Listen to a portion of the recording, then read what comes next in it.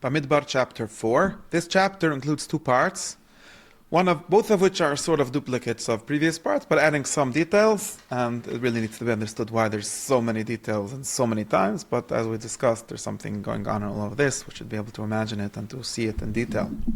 So the first part is, as we discussed earlier, this Pikudim and the Siyasresh, and this chapter has both of them. In some sense, we already had both of them before once, so we have to understand why it's divided so many times.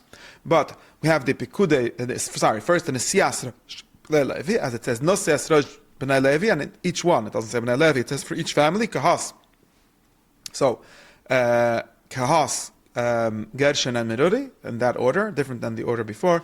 It gives us their jobs, and it describes in detail how exactly it will go, they will do it, how exactly the order of them carrying the Mishkan as it's taken out of its place every time. It describes that exactly.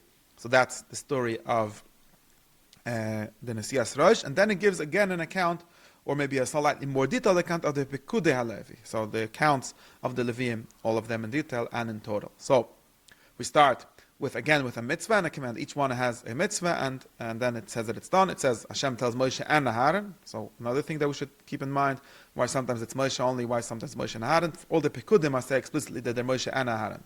For the previous things, the taking the Leviim instead of the Bechorim, things like that, is only Moshe. So that's, again, the Pekudim seems to be the main thing over here, but then the things which are, that's Moshe and Aaron, the things that are like separate stories that are somewhat combined in it are only Moshe.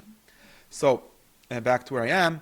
So, Hashem commands Moshe to be noises roish, in other words, to command them, to give them their positions, to appoint them, I think is the best translation, of B'nai Koch, specifically out of the children of Levi, to their families, Levi Savos, as we said. Families and Beis Savos are somewhat levels of, each one has different families within them. And here we get an age. So the Pikudim, this is a big difference. The Pikudim count the Levi and exchanging them for the Bechorim is from them when they're a month. But now we're going to the Nesiyas Rosh, which is giving them, appointing them to the specific positions, specific jobs, and that is done only ben Shloshim Shana v'ad ben Chamishim Shana, from 30 to 50, so even less, even more limited than the Yotzei Tzova Misrael from 20 and without any age limit above. And this is very limited from 30 to 50, so that's apparently considered the prime years of a person's life. It's between 30 and 50. That's when he's going to Bola Tzova, to come to the army, or maybe Tzova doesn't literally mean army, because obviously he's not doing an army, it's sort of an organization of doing something for the Melacha of the Oil Moed. Then it gives the Avodah of B'nai Koch, Zois Avodas B'nai Koch B'Oil Moed, as I said, Kodesh HaKadoshim. Earlier we didn't have this definition, we just gave the names, the things that they're doing, but now we know the Koch is doing the Kodesh HaKadoshim, and it describes how this will be done. So first, Aharon, now the Koch can't touch, as we say, we'll see explicitly after this part, Koch cannot touch directly this Kodesh HaKadoshim, they're very holy, and part of this whole story here is protecting the sanctity, the Kedusha of the Kolim and the Mishkan. Not anyone could come and touch them. There's a whole process. There's the levels of hierarchy, like Hagbullah, right? Ramban says all of this is the Hagbullah of the Mishkan, analogous to the Hagbullah of the Har Sinai that we had in the story of Har Sinai. So, first, Aharon and his children, the Kehanim, will come as the Machne is traveling. When they're announced that the Machne is traveling, we'll see that in Baloischa how that was announced. And they will take down the Peroiches and cover the Oren with the Peroiches. Then on top of that, they will cover another cover of Ur Tachash, and on top of that, another cover of Tcheles. And then they will put the Badim, although maybe the Badim are supposed to be there all the time, so we have to understand. Or maybe this is talking about another kind of Badim that we're carrying the Urin with, some kind of a cover, or fabric cover, or maybe like a bag or something like that.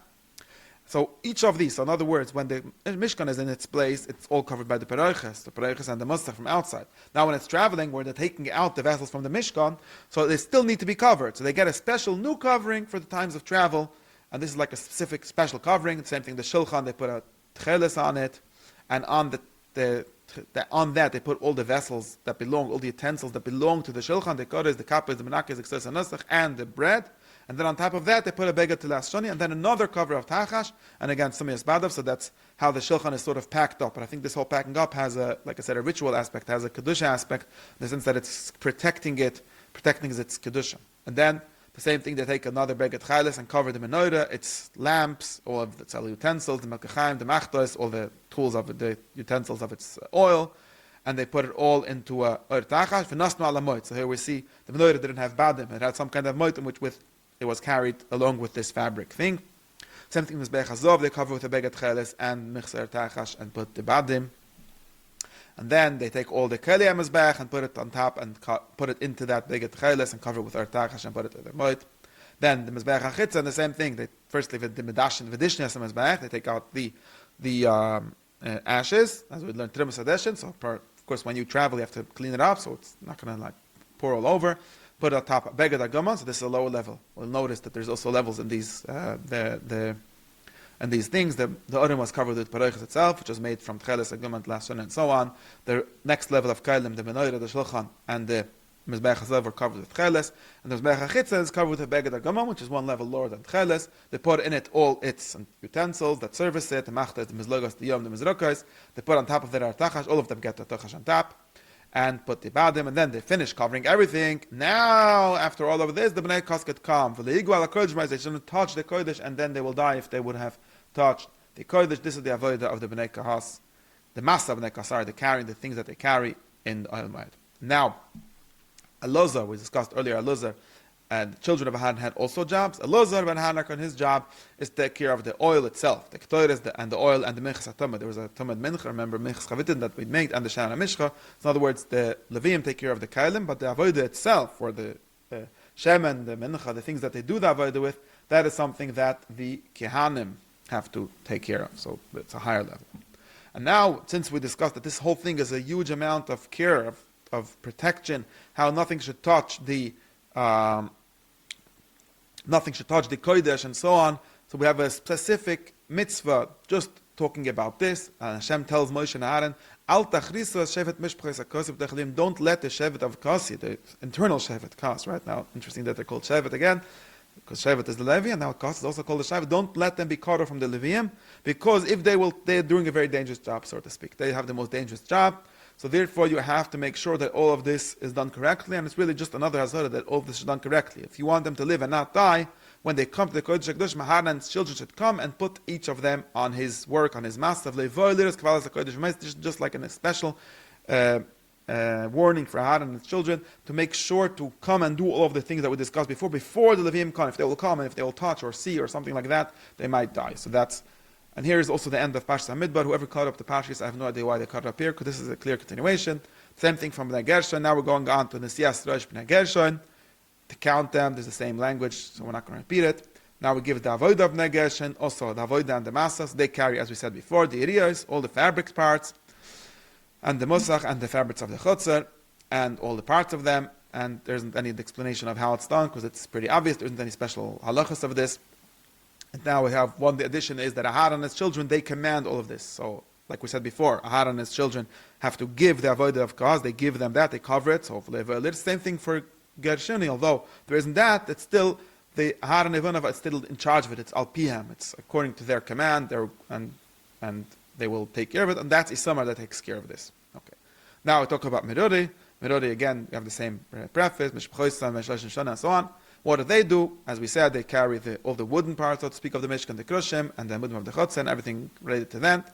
And they will also be commanded with names by a Samar. A Samar is in charge of the Avodah of the children of Merori. This is probably a bigger job, because it's a lot of wood, a lot of things to carry.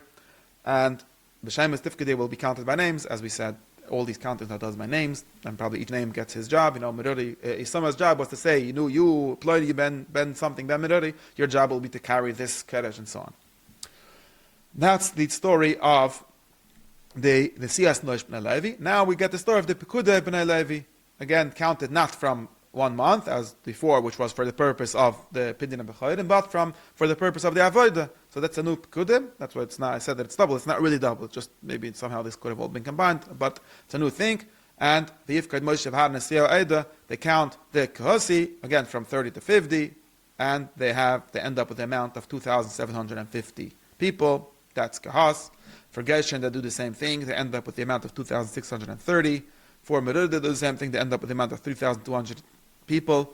And this is the end. There's an ender, Elif, Kudimesh, Pres Merudi. For each one, there's the beginning and the ender. And total of the Levium, all of them together, comes out to be 8,580. Right? This is a lot less than the count of the Levium with the Bechorim, which came out to 22,000, or with their children. So it's interesting to see the ratio of children to higher ages, or not only children, right, also older people. But the Avodah was only 8,580 people, and each one of them was appointed on his avodah, on his masa, as Hashem commanded Moshe. That's the end of this whole series of Pekudim.